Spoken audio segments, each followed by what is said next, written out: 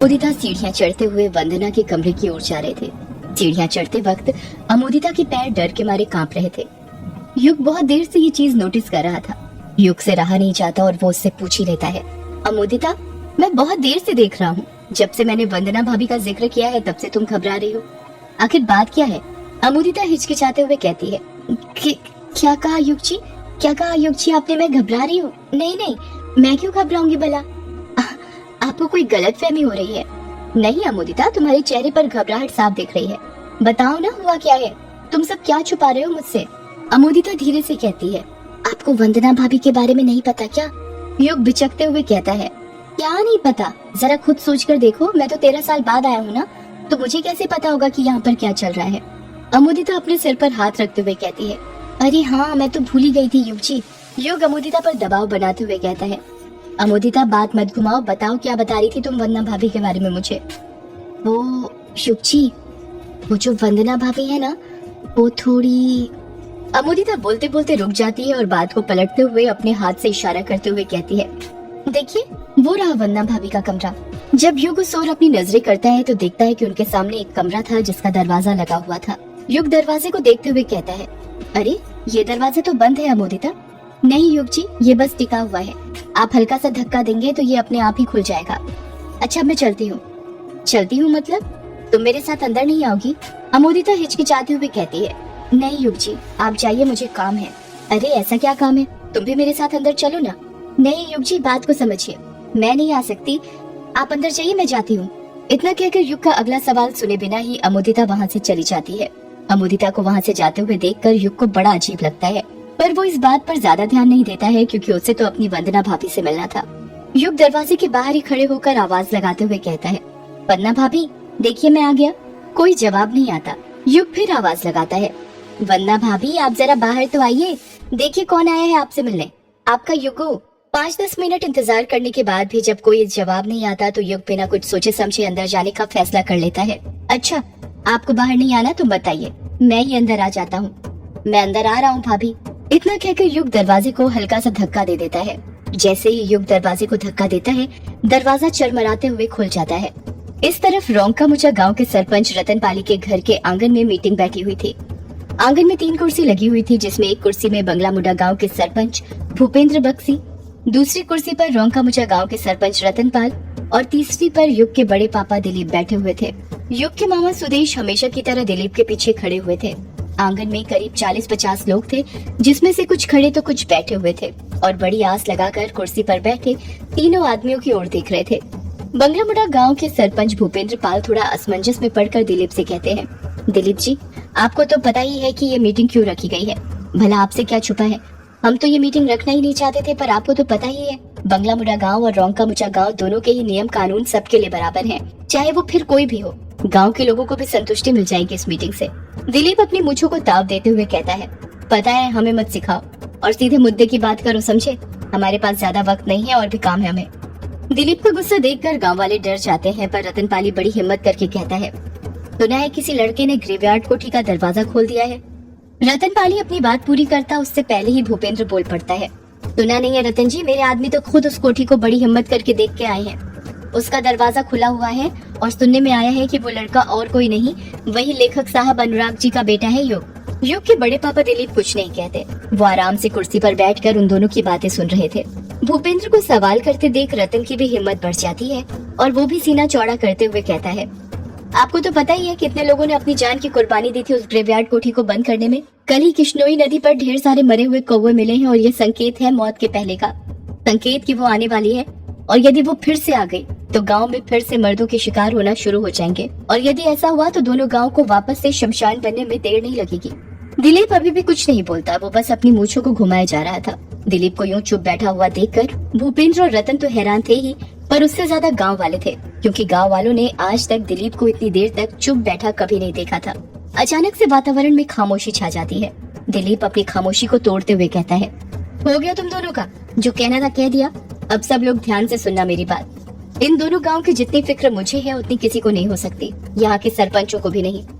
जैसे ही दिलीप ये बात कहता है, रतन और भूपेंद्र तिरछी नजरों से दिलीप को देखने लग जाते हैं, पर कहते कुछ नहीं। दिलीप अपनी बात को आगे जारी रखते हुए कहता है, सारा गांव जानता है, इस गांव में यदि पक्की सड़कें, स्कूल, बांध, जो भी निर्माण कार्य हुआ है उसका सारा पैसा मैंने दिया है। तो मेरे सिवा कोई भी गांव की भलाई नहीं सोच सकता, समझे आप लोग। रतन बीच में ही दिलीप को टोकते हुए कहता है, पर दिलीप जी, इन सब बातों का ग्रेवयार्ड कोठी के खुलने से क्या लेना देना। दिलीप गुस्से से कहता है, मेरी बात तो पूरी होने दे पहले रतन। तो हाँ, क्या बोल रहा था कि मेरे सिवा कोई भी गांव की भलाई सोच भी नहीं सकता।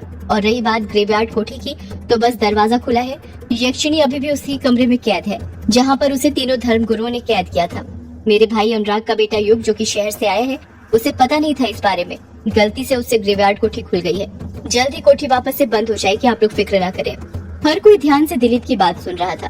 सब लोग एक टक नजर से उसकी ओर देख रहे थे। दिलीप अपनी बात को खत्म करते हुए कहता है, अब और किसी को कुछ कहना या पूछना है तो पूछ सकता है। कोई कुछ नहीं पूछता है, क्योंकि गांव वालों के मन में दिलीप का बहुत खौफ था। कोई भी उसके फैसले के खिलाफ नहीं जा सकता था। दिलीप अपनी कुर्सी पर से उठता है, गांव के लोगों के सामने हाथ जोड़ता है और वहाँ से जाने लग जाता है। दिलीप के पीछे पीछे ही सुदेश भी वहाँ से जाने लग जाता है। इस तरफ जब युग कमरे के अंदर घुसता है तो देखता है कि कमरे के अंदर चारों तरफ अंधेरा ही अंधेरा था। युग की समझ में नहीं आ रहा था कि उसकी वंदना भाभी ने कमरे के अंदर इतना अंधेरा क्यों करके रखा था, जबकि बाहर लाइट तो थी। युग वंदना को आवाज लगाते हुए कहता है, भाभी कहाँ पर हैं आप अंदर ही हो ना। कोई जवाब नहीं आता। युग वंदना को ढूंढते हुए कमरे के अंदर आगे बढ़ने लग जाता है। जैसे जैसे वो कमरे के अंदर आगे बढ़ता जा रहा था, खामोशी और अंधेरा बढ़ते जा रहा था। युग बार बार वंदना को पुकारे जा रहा था, पर कोई भी जवाब नहीं आ रहा था। युग वंदना को पुकारते हुए कहता है, वंदना भाभी कहाँ पर हैं आप? अंदर ही हो ना आप? यहाँ पर हो या नहीं? युग वंदना को पुकारते हुए आगे बढ़ ही रहा था कि तभी उसके पीछे से एक काला साया निकलता है। वो झट से पीछे मुड़ता है, पर जब तक वो पीछे मुड़ता है वो काला साया वहाँ से जा चुका था। युग समझ ही नहीं पाता कि उसके पीछे से थोड़ी देर पहले क्या चीज गुजरी थी। जब युग वापस आगे देखता है तो उसकी आंखें फटी की फटी रह जाती हैं। उसके हाथ पैर सुन्न पड़ जाते हैं। वो उल्लू की तरह अपनी आंखें तेज करके अंधेरे में देखता है कि बिस्तर के ऊपर एक औरत बैठी हुई थी जिसने सफेद साड़ी पहनी हुई थी। उस औरत के लंबे लंबे बाल उसके चेहरे पर बिखरे हुए थे, जिस कारण उसका चेहरा अच्छे से नहीं दिख रहा था। एक कारण ये भी था कि वो अंधेरे में बैठी हुई थी। युग मन ही मन सोचने लगता है, जरूर यही वंदना भाभी होगी, क्योंकि विराट भैया के गुजर जाने के बाद वंदना भाभी ने विधवा के तौर तरीके अपना लिए होंगे। युग धीरे से कहता है, वंदना भाभी आप ये अंधेरे में क्यों बैठी हुई हैं? लाइट तो है, फिर आपने लाइट जलाई क्यों नहीं? बिस्तर पर बैठी औरत को जवाब नहीं देती है, पर युग अपनी बात आगे जारी रखता है और कहता है, वंदना भाभी आप चुप क्यों है? कुछ तो बोलिए। आपको पता है यहाँ पर स्पेशली सिर्फ मैं आपसे और बड़ी माँ से मिलने आया हूँ, वरना आपको तो पता ही है बड़े पापा को देखकर यहाँ पर मेरा आने का मन नहीं करता है। वो औरत फिर कुछ जवाब नहीं देती। युग बातें करते हुए अपने कदम बिस्तर पर बैठी औरत की ओर बढ़ाने लग जाता है। इस तरफ रजनी अपने कमरे के अंदर थी और कुछ ढूंढ रही थी। उसने सारे कमरे का सामान बिखरा दिया था। रजनी कमरे के अंदर रखी अलमारी खोलती है और उसका सामान बाहर फेंकते हुए कुछ ढूंढने लग जाती है। तभी वहाँ पर अमुदिता आ जाती है और हैरानी के साथ पूछती है, माँ तुम कुछ ढूंढ रही हो क्या? अचानक किसी की आवाज सुनकर पहले तो रजनी घबरा जाती है, पर जब वो पीछे पलटकर देखती है कि अमुदिता ने उसे आवाज दी थी तो वो चैन की सांस लेने लग जाती है और वापस से अपना कुछ सामान ढूंढने लग जाती है। अमुदिता फिर पूछती है, माँ बताओ ना तुम कुछ ढूंढ रही हो क्या? रजनी बात को पलटते हुए कहती है, तू यहाँ पर क्या कर रही है? मैंने तो तुझे युग के साथ वंदना के कमरे में भेजा था ना। अमुदिता उलझन में जवाब देती है, हाँ माँ, पर मैं युग जी को वंदना भाभी के कमरे के पास छोड़कर वापस आ गई। रजनी गुस्से से कहती है, नालायक लड़की, तुझे मैंने युग के साथ इसलिए भेजा था ताकि तू उसके साथ कुछ वक्त बिताए, उसे बातों में फंसाए, बचपन की बातें याद दिलाए, पर तू तो एक नंबर की ढोर निकली। और एक बात बता, इतनी भी क्या जल्दी थी तुझे नीचे आने की? तू युग को वहाँ छोड़कर क्यों आ गई? अमुदिता हिचकिचाते हुए कहती है, आप तो जानती है ना माँ वंदना भाभी की हालत, मुझे उनसे डर लगता है उनके पास जाने में भी। रजनी अपने हाथ से अमुदिता के सिर पर मारते हुए कहती है, क्या कहा? डर लगता है? कैसी लड़की है रे तू, मुझे तो तुझ पर शक होता है कि तू मेरी बेटी है या नहीं। काला जादू करने वाले कब से डरने लग गए? वो डरते नहीं है बल्कि अपनी काली विद्या से पूरी दुनिया को डराते हैं, समझी? समझ रही हूँ माँ, पर मैं तो अभी ये जादू टोना करना बस सीख रही हूँ ना, तुम्हारी तरह एक्सपर्ट थोड़ी हूँ। रजनी अपने भवें उठाते हुए कहती है, हाँ वो दिखा। मुझे ये बता तूने चाय की ट्रे क्यों गिरा दी? वो माँ मैंने कोई जानबूझकर नहीं गिराई थी चाय की ट्रे, गलती से गिर गई थी। क्या कहा गलती से?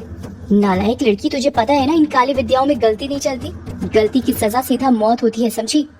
अमुदिता अपनी माँ की बातों का कुछ जवाब नहीं दे रही थी, वो शांति से उसकी सारी बातें सुन रही थी। रजनी अपनी बात को आगे जारी रखते हुए कहती है, अगर आज तू युग को चाय पिला देती तो सारी बात बन जाती, बस एक बार युग तेरे वश में आ जाता, फिर देखना था क्या होता है यहाँ पर। जो भी है सब अपना ही होता। अमोदिता एक्साइटेड होते हुए कहती है, माँ तुम फिक्र क्यों कर रही हो? अगर हम युग जी को चाय नहीं पिला पाए तो क्या हुआ? खाना तो आज युग जी यहीं पर खाएंगे ना। हम उसमें उन्हें कुछ मिला के दे देंगे जिससे वो हमारे वश में आ जाएंगे। नालायक लड़की, ये जादू टोना है, कोई मदारी का खेल नहीं कि जब मन चाहा शुरू कर दो। इसका भी एक वक्त होता है, समय सीमा होती है। हर कभी नहीं किया जाता ये सब, समझी? अमोदिता शर्म से अपना सिर नीचे झुका लेती है। रजनी अपनी बात को आगे जारी रखते हुए कहती है, एक काली विद्या को दिन में बस एक बार ही कर सकते हैं, बार बार नहीं। अब हमें कोई दूसरा तरीका सोचना पड़ेगा और उसे भी रात के 12 बजे के बाद ही कर सकते हैं, क्योंकि तब अगला दिन शुरू हो जाएगा। पर हम क्या करेंगे माँ? रजनी वापस से अलमारी के दराज में कुछ ढूंढते हुए कहती है, वही तो ढूंढ रही हूँ, बस एक बार वो मिल जाए फिर देखना। पर आप क्या ढूंढ रही हो माँ? ये सब तेरे काम की चीज नहीं है, समझी? तू बस एक काम कर, कैसे भी करके युग के बाल ले आ। अगर हमें उसका एक बाल भी मिल गया तो बात बन जाएगी। अगला जादू टोना हम उसी से करेंगे। ठीक है माँ, मैं कोशिश करूंगी युग जी का बाल लाने की। रजनी गुस्से से कहती है, नालायक लड़की, कोशिश नहीं, मुझे युग का बाल चाहिए ही, समझी? वरना भूल जाए युग को, समझी? ठीक है माँ, मैं ले आऊंगी युग जी का बाल। इस तरफ रजनी और अमोदिता युग पर जादू टोना करने की प्लानिंग कर रही थी, तो वहीं दूसरी तरफ युग वंदना के कमरे में था और घबराया हुआ सा लग रहा था, क्योंकि वो जब से वंदना से बात करने की कोशिश कर रहा था, पर बिस्तर पर बैठी औरत ने अपने मुंह से एक लफ्ज भी नहीं बोला था। युग उस औरत के पास कदम बढ़ाते हुए कहता है, भाभी आप कुछ बोल क्यों नहीं रही? ऐसे अच्छा थोड़ी लगता है, जब से बस मैं ही आपसे बातें कर रहा हूँ, आप तो कुछ बोल ही नहीं रही। युग के इतना कहते ही बिस्तर पर बैठी औरत एकदम से रोने लग जाती है।